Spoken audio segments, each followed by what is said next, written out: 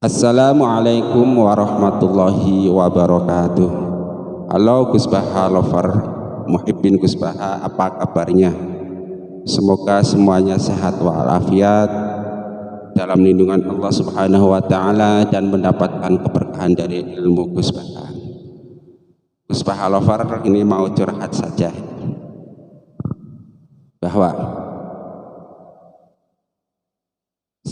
salah satu keistimewaan ceramah Gus Baha itu, bagi saya dia itu ceramah-ceramahnya membuat saya berpikir lagi, membuat saya mau mikir lagi materi-materinya, ya kan. Terkadang kalau kita mendengarkan ceramah-ceramah suatu ustadz itu, kita itu nggak terangsang untuk berpikir, malah yang suka ngerokok, yang suka makan, yang suka melamun. Tapi bagi saya ceramah-ceramah Gus Baha itu membuat saya mau berpikir. Nah, di antara materi yang beliau sampaikan yang membuat saya mikir, kata-kata beliau tentang istilah aswaja internasional. Selama ini begitu saya mendengar kata-kata aswaja internasional keluar dari mulut Gus Baha, aswaja internasional, emang ada aswaja internasional? Kan gitu. Karena apa? Saya langsung mikir diri saya, nah kalau begitu saya ini aswaja lokal apa aswaja internasional, kan gitu. Nah, selanjutnya Gus Baha di situ menjelaskan bahwa media-media mainstream internasional itu memberikan definisi aswaja itu asal orang-orang yang tidak mencaci maki sahabat, kemudian memuji sahabat, asal bukan Syiah. Kemudian saya nambahin ini, asal tidak menambahin nabi baru, maka dia itu bisa masuk kategori ahli sunnah dalam pandangan media internasional, gitu kan. Jadi apa tadi kata Gus Baha? Yaitu aswaja internasional menurut media internasional adalah kelompok orang yang tidak mencaci maki sahabat, kemudian yang memuji sahabat, lalu dia bukan Syiah. Dan saya tambahin yang keempat, yaitu tidak menambahkan nabi baru, kan. Maka dia masuk komunitas aswaja internasional. Nah, dengan batasan itu, kemudian Gus Baha melanjutkan dengan demikian itu Wahabi masih masuk Ahlus Sunnah, Muhammadiyah masuk Ahlus Sunnah, Ikhwan juga Ahlus Sunnah, kira-kira begitu. Nah, problemnya kadang saya itu sebagai yang mengaku aswaja Indonesia, kalau begitu saya aswaja lokal dong. Itu tidak mau mengikuti mainstream pemikiran media internasional tentang aswaja internasional, sehingga kemudian membuat definisi aswaja sendiri yang lebih spesifik, bahwa aswaja kami adalah ini kan begitu, yang berbeda dengan mainstream media internasional, kan begitu. Nah, itu satu konten atau isi ceramah Gus Baha yang membuat saya mikir langsung tuh, perkataan tentang aswaja internasional tadi itu, aswaja dalam mainstream media internasional. Karena kemudian saya terangsang berpikir, kalau ada aswaja internasional, mana yang lokalnya, kan gitu. Ya, nanti Anda bisa cek ceramah Gus Baha, linknya saya cantumkan di menit-menit akhir supaya bisa mendengarkan langsung dari pun Gus Baha. Nah, kemudian materi ceramah Gus Baha kedua yang membuat saya berpikir ulang itu ketika beliau menerangkan tentang hujjatul balighah, bahwa kalimat la ilaha illallah itu merupakan satu kalimat yang apabila ada orang musyrik puluhan tahun bahkan 80 tahun musyrik misalnya, dengan mengucapkan satu kalimat la ilaha illallah, tentu kalau saya nambahin bersama Muhammadur Rasulullah untuk yang pertama kalinya, itu suatu kalimat yang membalik dari kekafiran menjadi seorang yang iman. Jadi seorang yang musyrik menjadi mukmin, kan begitu.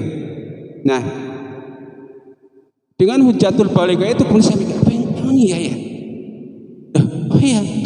Mungkin sebelumnya ulama-ulama lain sudah menjelaskan, tapi setidaknya enggak di dalam hati itu. Kemudian berpikir orang, argumentasi hujjatul balighah kalimat la ilaha illallah ini kemudian itu akan meletakkan seluruh umat Islam dunia di dalam satu panji la ilaha illallah. Dengan kata lain, seberapapun sebuah kelompok Islam berbeda dengan kita, sesesat apapun sebuah kelompok umat Islam menurut kita, asalkan dia masih punya hujjatul balighah la ilaha illallah, dia masih mukmin, ya kan? Nah, kalau dia masih mukmin, masih punya kemungkinan dia sebagai aswaja, entah itu aswaja internasional atau aswaja yang lokal, kan gitu. Itu dua trigger ya, trigger apa itu dua, bagaimana istilahnya ceramah-ceramah Gus Baha mampu mempersaudarakan umat Islam di seluruh dunia. Kemudian isi ceramah Gus Baha ketiga yang membuat saya mau mikir gitu kan, mikir otomatis enggak direkah, saya mau mikir enggak, ketika beliau menjelaskan tentang rukun iman dan rukun Islam. Nah, begini, rukun iman dan rukun Islam itu menjadi ukuran apakah seseorang masih boleh dikatakan beriman atau tidak, dan rukun Islam pun masih boleh dikatakan seseorang dikatakan Islam atau tidak. Dengan kata lain, ketika seseorang masih memenuhi syarat rukun iman yang 6, dia masih dikatakan mukmin, ya kan? Terserah mau disebut mukmin aswaja atau terserah mau disebut mukmin wahabi, terserah mau disebut mukmin ikhwan, tetapi kalau dia memenuhi kategori yang rukun iman yang 6 itu, dia masih mukmin. Tentu itu tambahannya adalah pemahaman saya gitu kan. Yang intinya beliau mengatakan bahwa rukun iman dan rukun Islam ini menjadi semacam, bahasa saya ini juga bukan bahasa langsung beliau, semacam menjadi tolak ukur. Nah, selama ini kan kita mengukur seseorang itu, terkadang orang yang masih memenuhi rukun iman yang 6, masih memenuhi kriteria rukun Islam yang 5 sudah kita katakan kafir misalnya, kita katakan bid'ah. Terkadang nggak begitu. Sehingga kalau pemahaman kita sama seperti yang diisyaratkan Gus Baha itu, bahwa seseorang yang memenuhi rukun iman, seseorang yang memenuhi rukun Islam, maka dia masih mukmin, maka dia masih muslim, maka kita itu bisa bersatu di bawah panji rukun iman itu. Muslim bersatu namanya. Perkara nanti ada beda-beda, itu memang jadi nanti mudah-mudahan perbedaan menjadi rahmat, itu aja. Nah, itu dua ya. Yang ketiga, konten atau isi ceramah Gus Baha yang membuat saya berkata penjelasan beliau tentang sholawat. Selama ini kan kita memaknai sholawat itu memuji Rasulullah, bersalawat kepada Rasulullah. Allahumma sholli ala Muhammad wa ala ali Muhammad, baik yang pakai sayyidina maupun yang tidak pakai sayyidina. Nah, ini yang membuat saya mikir itu penjelasan itu begini, bahwa salah satu fungsi sholawat itu mendudukan Allah Subhanahu wa ta'ala sebagai sang pemberi dan mendudukan Rasulullah sebagai sang penerima sholawat. Coba dengar, Allahumma ya Allah sholli, semoga engkau memberikan rahmat, memberikan sholawat ala sayyidina, kalau yang pakai sayyidina, kepada tuanku Muhammadin, Nabi Muhammad sallallahu alaihi wasallam. Kalau yang nggak pakai sayyidina, ala Muhammadin, kepada Nabi Muhammad sallallahu alaihi wasallam. Itu kan jelas Allah pemberi, Rasulullah penerima rahmat, itu kan. Sehingga dengan sholawat saja umat Nabi Muhammad sallallahu alaihi wasallam terjaga dari kemusyrikan, karena dia tidak akan membalik itu. Nah, selama ini jarang ajengan atau ulama yang saya dengar nih kan, karena jarang ngaji juga, jarang baca juga, sehingga nggak tahu gitu kan.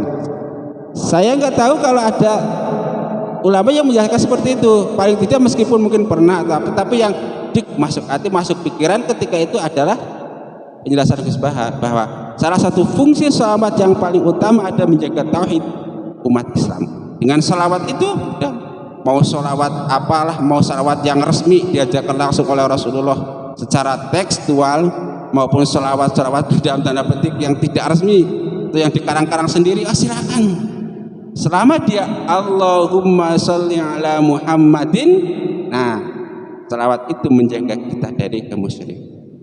Menjaga kemungkinan apa mungkin karena ada banyak kasus umat-umat yang menganggap nabi mereka dianggap menjadi Tuhan mereka. Nah ini umat Nabi Muhammad tidak akan terjadi itu karena salah satunya misalnya dijaga oleh bacaan sholawat itu. Nah itu 4 hal ya, 4 hal isi ceramah Gus Baha yang membuat saya berpikir dan saya mau mikir kan gitu. Yang pertama tentang perkataan beliau Aswaja versi media internasional, sehingga saya mikir kalau ada Aswaja versi media internasional, ada dong Aswaja versi media lokal kan gitu. Kemudian yang kedua ceramah beliau tentang kalimat la ilaha illallah sebagai hujjatul balighah, dan yang ketiga ceramah beliau tentang rukun iman dan rukun Islam, dan yang keempat ceramah beliau tentang manfaat dari sholawat kepada Rasulullah Sallallahu Alaihi Wasallam. Sehingga dengan 4 kriteria ini itu mempersatukan umat Islam dari berbagai kelompok di dalam satu panji, yaitu 4 tadi itu minimatir apa namanya 4 saja itu. Sehingga yang tadinya kita seperti tidak bersahabat jadi bersahabat. Oh ya, kita masih sama-sama apa namanya masih sama-sama mencintai sahabat toh. Oh iya alhamdulillah. Kita masih sama-sama tidak mencintai sahabat toh. Iya alhamdulillah. Kita sama-sama bukan Syiah toh. Oh iya alhamdulillah. Kita sama-sama tidak menambahi nabi baru toh. Oh iya. Kita rukun Islam dan rukun iman kita sama toh. Oh iya. La ilaha illallah kita sama toh. Oh iya. Kan begitu. Terus selawat kita sama toh. Oh iya sama.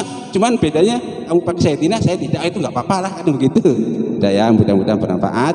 Tentu bagi Bapak Ibu yang merasa penasaran dengan apa pengalaman ini, pengalaman pribadi terus terang, bisa jadi pengalaman Bapak Ibu sekalian berbeda dengan pengalaman saya ketika ngaji secara online ini pun kepada beliau Gus Baha. Mudah-mudahan Gus Baha selalu sehat, panjang umur, diberkahi ilmu, keluarga dan sanak saudaranya, Allahumma amin. Nah nanti Bapak Ibu yang masih mau melihat atau mau mendengarkan ceramah beliau secara langsung, maka bisa dilihat linknya pada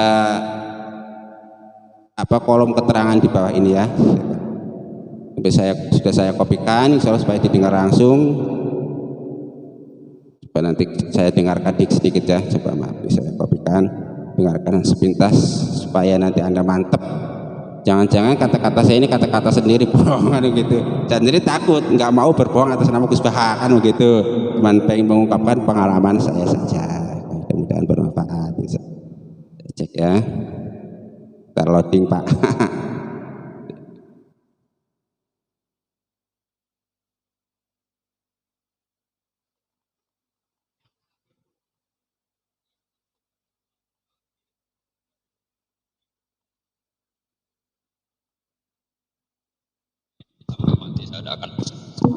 Ada kemandirian al-hujjatul balighah dalam diri kita sebagai.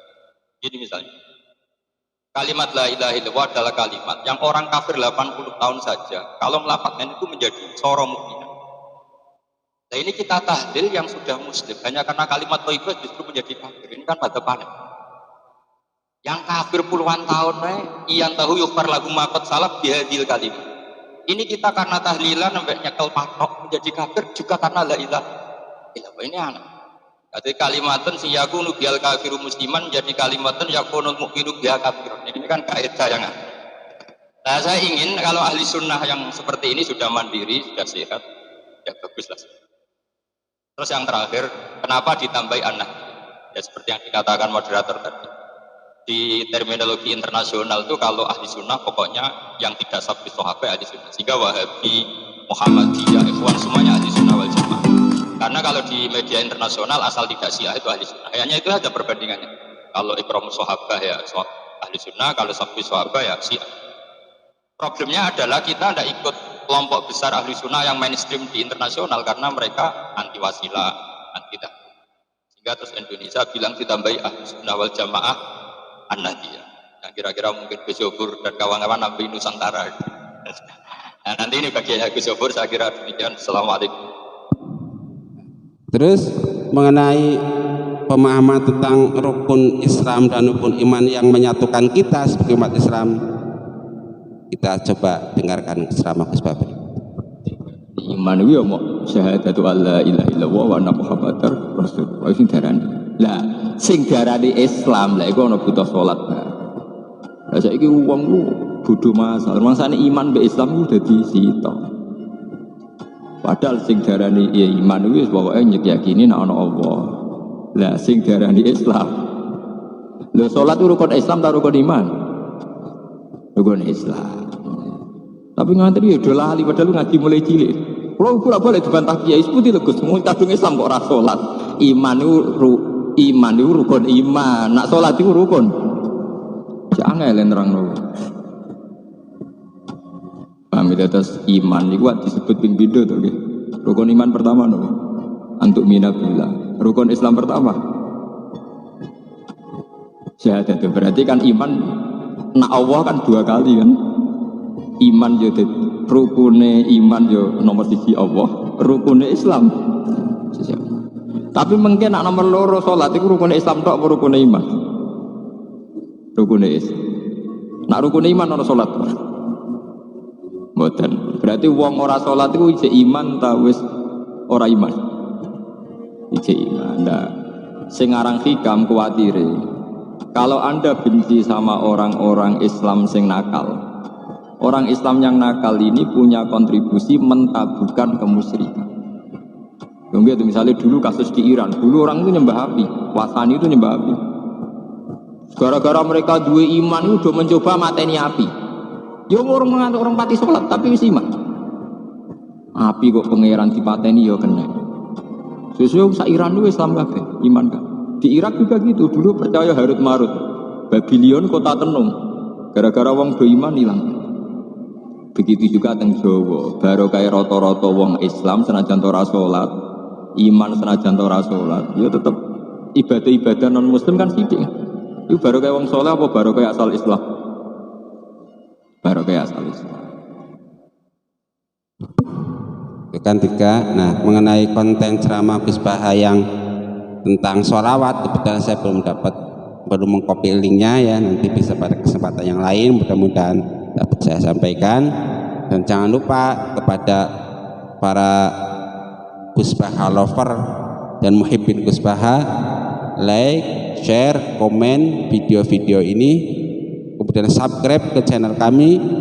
Jangan sampai ketinggalan ceramah-ceramah Gus Baha, terutama jangan sampai ketinggalan bagaimana ceramah-ceramah Gus Baha yang membuat kita mau berpikir, kan gitu, yang membuat kita itu kayak plong punya pemahaman tentang. Nah, karena begini tentang ceramah-ceramah Gus Baha saya mencoba mensistematiskan gitu kan, nggak asal upload asal apa, jadi saya kasih nomor. Jadi nanti kalau Anda ke situs saya Gus Baha 1, oh ini sudah pernah saya tonton, Gus Baha 2, oh ini sudah pernah saya tonton, Gus Baha 3 kan begitu. Jadi nanti akan ada 100 pemikiran Gus Baha misalnya, akan ada 200, terus pokoknya berulang terus. Karena begitu ilmu Gus Baha yang sekarang sudah mumpuni, sudah sangat bagus, pasti akan terus berkembang seiring dengan zaman. Nah, itu saya nomor ini terus gitu, sehingga kita nanti tahu grafik, oh ternyata begini ya. Mudah-mudahan bermanfaat. Jangan lupa subscribe channel ini, mudah-mudahan berkah, kita sama-sama mendapat keberkahan ilmu dari Gus Baha dan sama-sama beliau di dalam surganya Allah Subhanahu wa taala. Allahumma amin. Rabbana taqabbal minna innaka antas samiul alim wa tub alaina innaka antat tawwabur rahim. Subhanakallahumma wa bihamdika asyhadu an la ilaha illa anta astaghfiruka wa atubu ilaik. Wa afa minkum. Wassalamualaikum warahmatullahi wabarakatuh.